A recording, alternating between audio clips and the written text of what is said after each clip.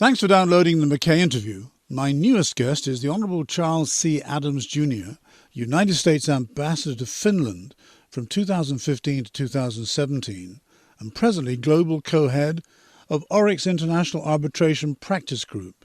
They're a law firm.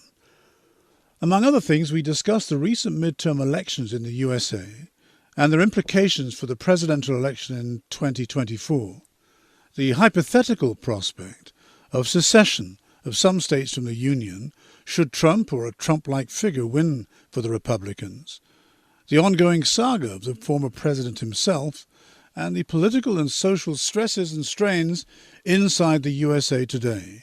I hope you enjoy the podcast.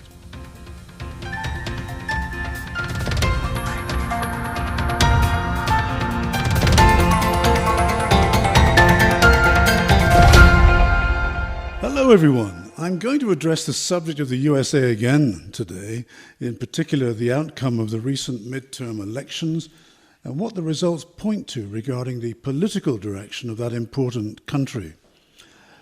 It's not that I'm obsessed by the USA, though regular listeners to this show will recall that over the past 10 years or so I've focused on it quite a few times. I'd not by any stretch of the imagination claim to know that country well, I don't. But I do count many Americans as lifelong friends, and as I did once work for an American multinational company and visited parts of the US a number of times. But its size, its variety, its history, its contradictions, and openness intrigue me. Also, I have 3 grandchildren who are half American, so that maybe that gives me some special access. To answer my many questions, I've invited back Charles Adams, or to give him his correct title, the Honourable Charles Adams, a former United States Ambassador to Finland from 2015 to 2017. He is today Global Co-Head of Oryx International Arbitration Practice Group, and if you're not familiar with the name, Oryx is a prominent US international law firm. Charles is acknowledged to be among the most prominent international arbitration experts in the world, and we've been friends for more years than I can count. It must be about 30, Charles. I'm sitting in his office in that delightful part of central Geneva called Le Tranchée. As I said, I'm here to talk about the recent midterm elections in the US. My guest was there during the time leading up and slightly after, so is well placed to give me and you, dear listeners, his personal take on what happened and where things might go politically speaking in the 2 years leading up to 2024, the next presidential election. Hello, Charles. Welcome back to the McKay interview. It's good to see you again. Well, it's very nice to see you, Mike. We've known each other for 30-odd years and have spent many an evening together. We have. It's great. And I'm glad I wasn't very good at arithmetic at school because I hadn't realized it was so many years. It is a frighteningly long time. Now, Charles, I know you won't take offense at me describing you to our listeners as a dyed-in-the-wool Democrat, and moreover, that I inform our listeners that you are also a political and social activist, having served as co-chair of Americans Abroad for Obama, a Democratic Party fundraising and networking organization of Americans living overseas, and that you also served as a member of the National Finance Committee of the 2008 and 2012 Barack Obama presidential campaigns. But, and it is a significant but, you also served your country's ambassador to Finland, a great honor, and having known you a long time, I know that I can rely on your sense of fair play and even-handedness in your answers to my questions, which are of a political nature. So to start our conversation, for the benefit of listeners who may not have paid close attention to the election results a few weeks ago, please tell me in broad terms what happened. I know that some pundits were rather surprised by the results in some places, but tell us what happened. Well, I can tell you of my own experience of that day and of that election watch night, since it so happened that I was in Washington, D.C. at the time, and in fact went to vote in person in my voting address in the U.S., which is in Chevy Chase, Maryland, and then stayed up all night watching the returns. What had been anticipated was advertised as a, quote, red wave, unquote, in favor of the Republican Party. Red is the color of the Republicans. Indeed. And the expectation was that the Democrats would lose somewhere between 25 and 40 seats in the House, thereby conferring a large majority on the Republicans, and that the Democrats would lose the Senate as well, where today the Democrats enjoy the slimmest possible majority of 50 seats each and a vice president to break a tie. In your system, that's how it works. As the Speaker has the Vice President, not the Vice Speaker. President, yeah. Sorry. currently Yes. Kamala Sorry. Harris, Yeah. has the deciding vote. Yeah. And actually, none of that happened at all. There are a couple of seats which have yet to be finally determined, but the Republicans will have a House majority, not of 25 seats, but of 4 in all likelihood, which is to say that the Democrats will have lost not 25 to 40 seats, but a maximum of 10. The Republicans will have a majority, that is to say, of 4 seats, whereas the Democrats today have a majority of 6. And so this was quite a stunningly positive outcome for the Democrats, unexpectedly so. Insofar as the Senate is concerned, the Democrats currently hold 50 seats, the Republicans 49. There is to be held on December 6 a runoff election in Georgia, since neither the Democratic candidate, Reverend Warnock, nor the Republican candidate, Herschel Walker, got a majority of the vote in that Senate contest in Georgia. So when you say a runoff, you mean a rerun? Or does that mean slightly different? It is different because a rerun would also include other candidates. Just between the two? So it's just between the two. I see, okay, yeah. Neither of whom got to 50%. Right. Senator Warnock had 49.4% as against 48.6% for Herschel Walker. I will make a confident prediction that Reverend Warnock will win the runoff election in Georgia. The Democrats will have a majority of 51 seats against the Republicans' 49 on the morning of December 7. Actually, the new Congress goes into effect only early in the new year, so that it is as of the new Congress that this new 51-49 Democratic majority will take effect. So before we talk about the political mood of the country, just tell us a little bit more about the vote itself. Was the turnout about what you expected? Was it higher? Was it lower?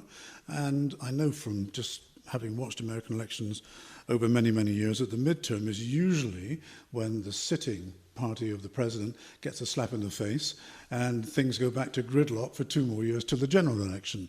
Has that happened this time? Well, you're quite right. That has been the norm and was the expectation. Yeah.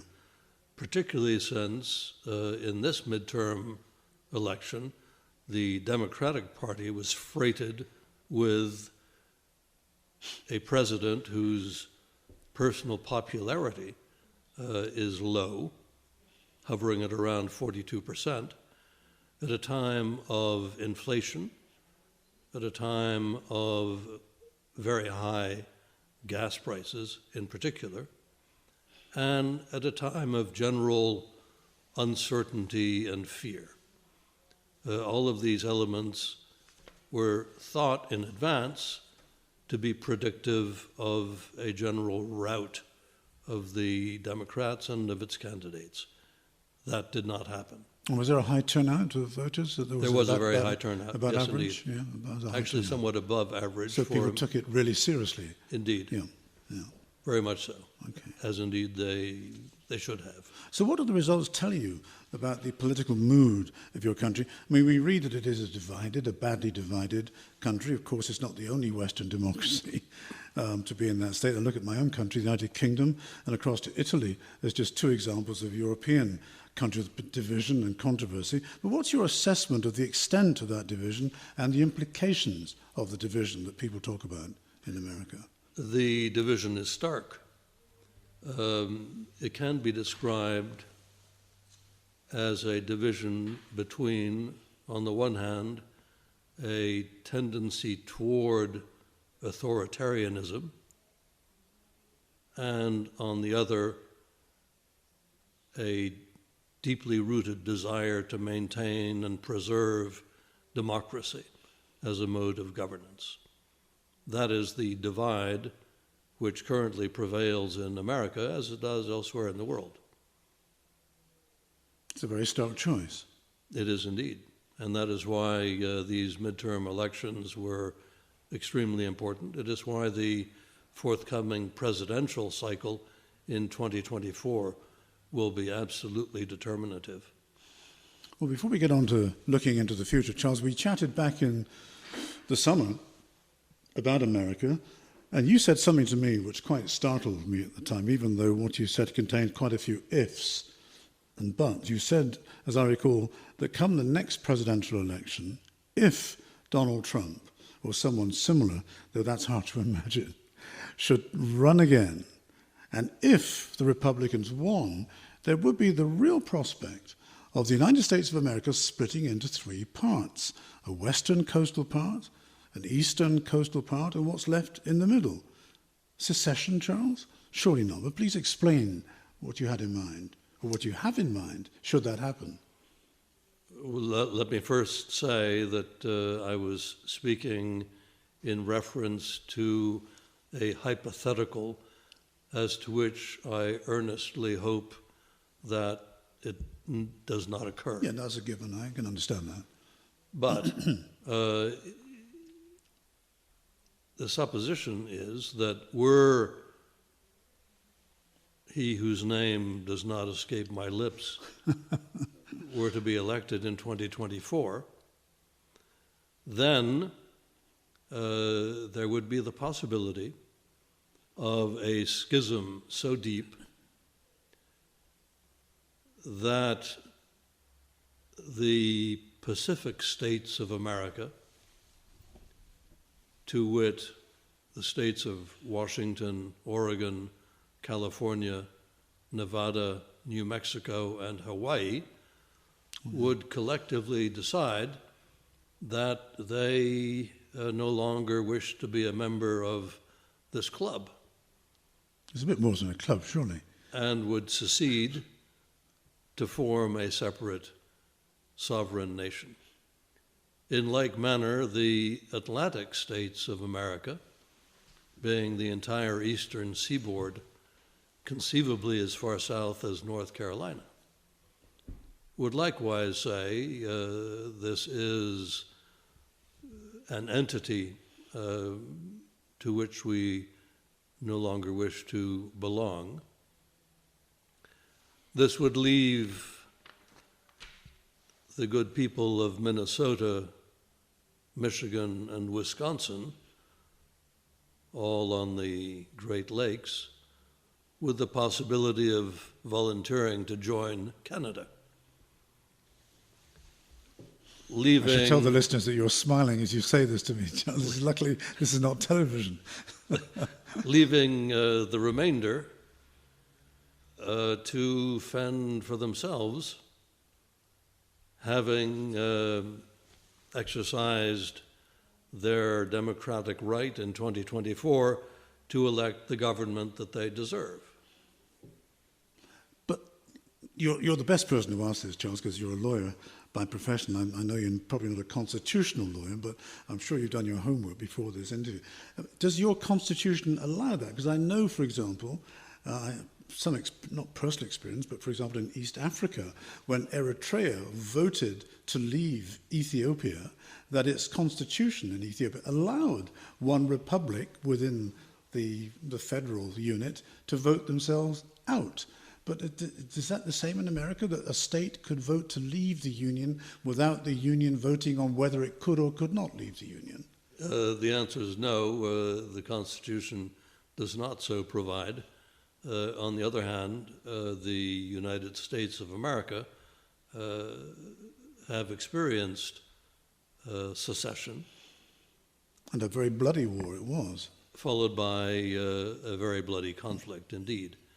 The fundamental difference there was that the secession was largely geographical, whereas in this hypothetical, we would be talking about a secession more ideological in nature. Albeit, the fact is that liberalism and adherence to democratic norms is more fundamentally a precept concentrated on the two coasts, the Pacific and Atlantic coasts of America. Hence,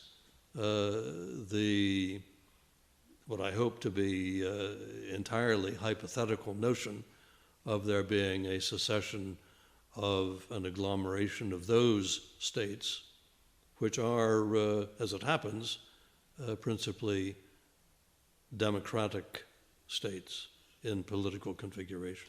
And is this something that people are talking about in the United States, or is it just something that sort of geeks who might be not I don't mean that disrespectfully, but people that just are enthralled by constitutional arguments are talking about? I mean, because it sounds very, very serious.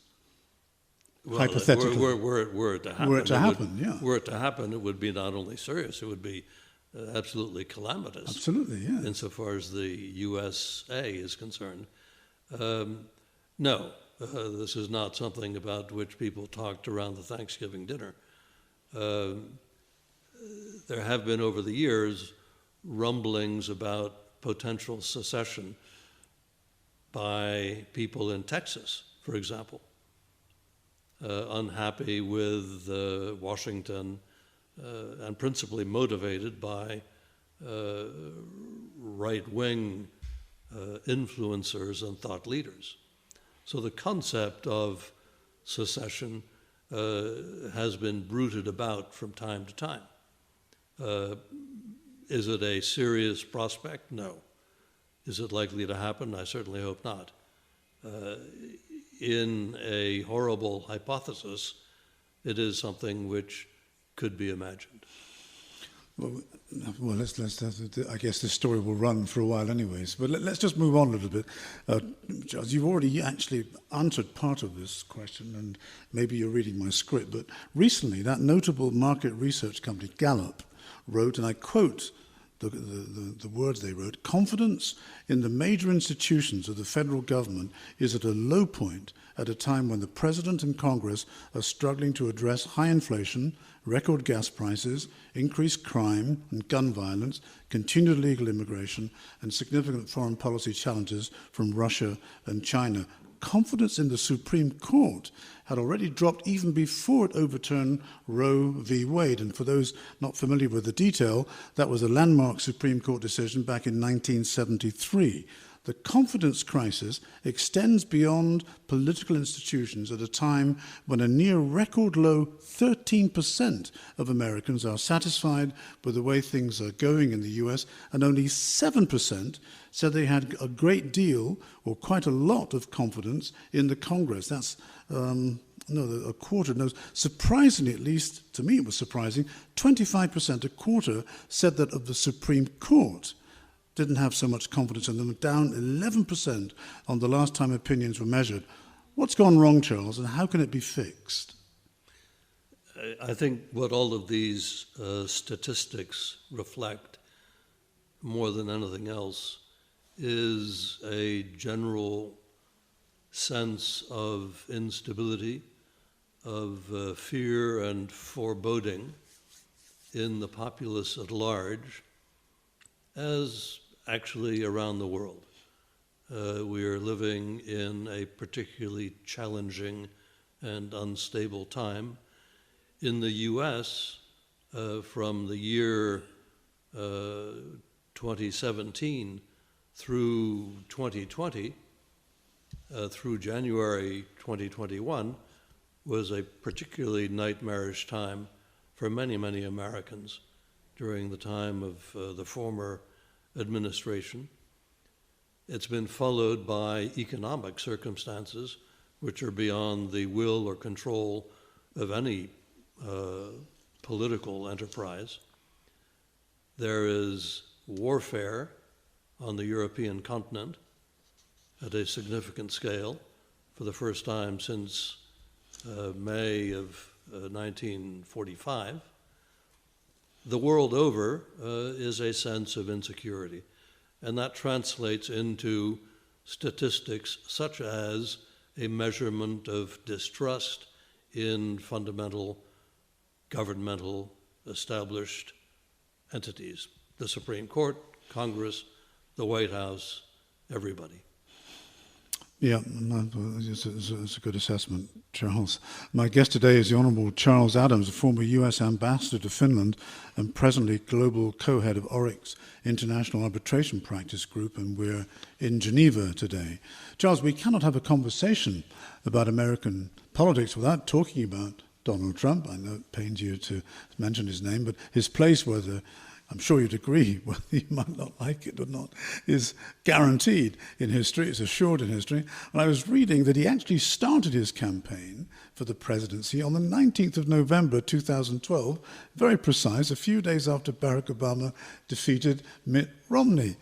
And that's the beginning of a very long campaign. But although he won in 2016, he has failed in 3 straight nationwide elections since he was president, 2020, and 2022. Charles, has Trump's time passed?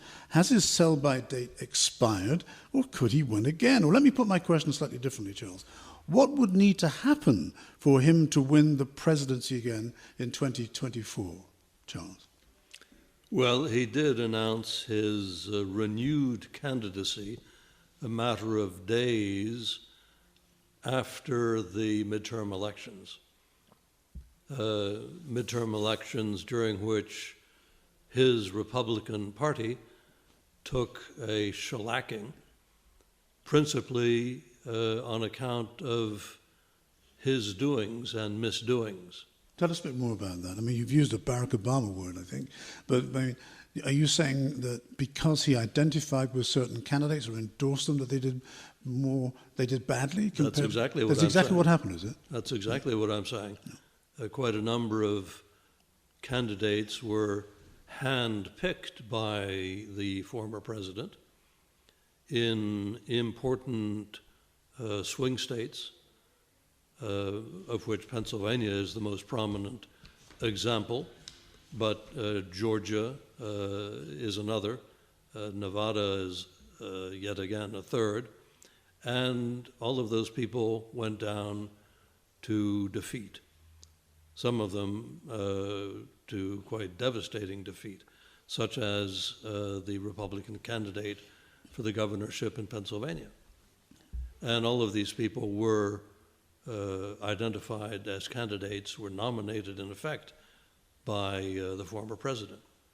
And so yes, fingers are pointing at him for this disappointing outcome for Republicans, even as he, to general indifference and disinterest, announced his candidacy for the Republican nomination for president in 2024.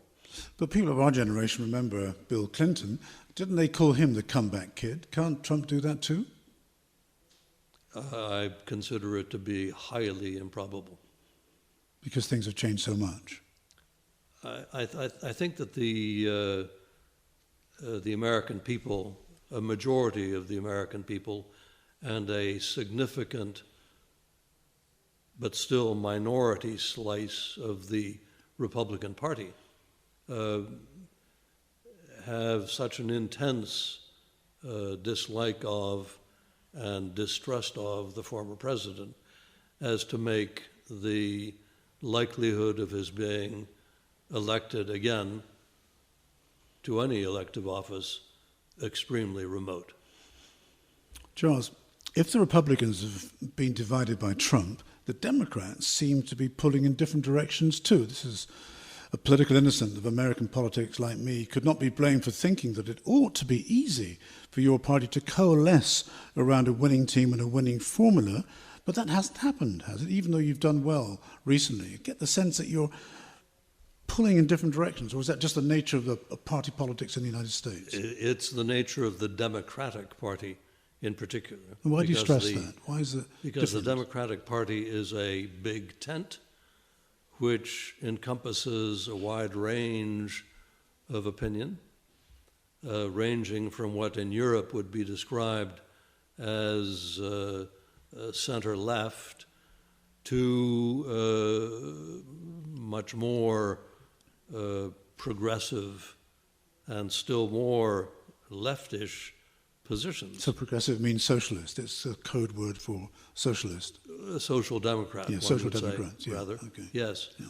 And the Democrats are always arguing among themselves, which is a very healthy thing for a political party to be doing. And the party does come together behind its candidates once these have been nominated, and will again in 2024. Whether or not President Biden chooses to run for re-election. That's my last question to you now, Charles. I know you don't have a crystal ball, but you've got a pretty good sense of the way the cards are likely to fall.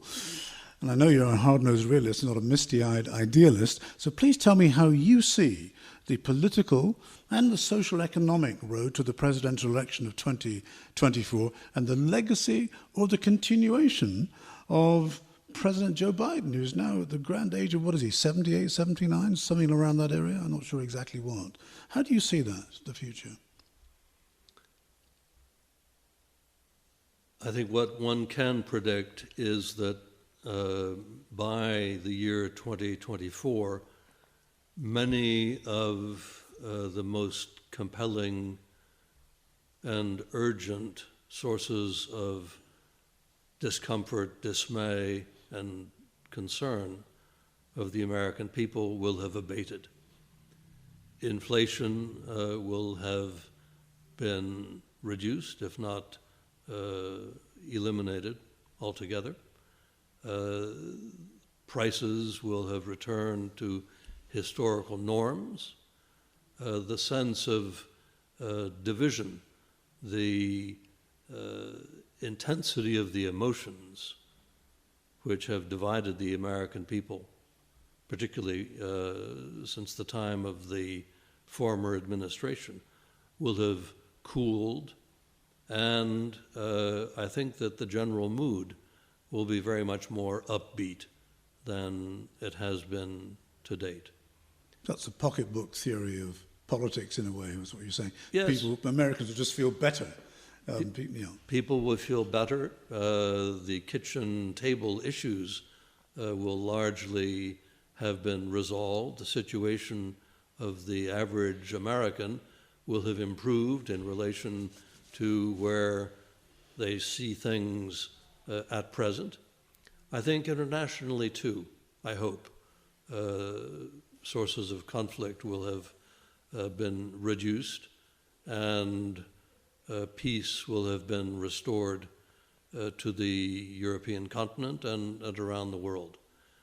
And that will be reflected, among other things, in the presidential election in the United States in November of 2024. And this is not an improper question to end on, but I believe that President Biden is older than Ronald Reagan was at the time. Is he in good health and good stature physically, or is he likely just to pass the ball off to a younger man or woman? President Biden has done a magnificent job, in my view, and his administration will be remembered as an administration which restored competence and sanity to government at the presidential level, will have laid the foundation for legislative progress toward social justice. President Biden is absolutely vigorous and in full possession of his very profound capacities of intellect, and, as I say, has done admirably well. It will be his choice whether or not to run for re-election. There are those in the Democratic Party, and to be candid, I count myself among them, who feel that President Biden will have earned the opportunity to live out the remaining decades of a long and productive life in peace and quiet, that the opportunity will arise for him to pass the torch to a younger generation of leadership of the Democratic Party and of the United States. Is there a good selection of that generation below him? I don't follow it that closely. Oh, there is an entire cohort of very capable and attractive candidates who would, in this supposition, emerge as candidates for president in 2024. Well, let's leave it there and let's see how the future pans out. Charles, look, thanks again for your time today, for answering all my questions so clearly, as you always do. And I think maybe you've set the ball up for a third interview. Well, I look forward to or it, 25, Mike. You know. Let's hope that we live to see the day as well.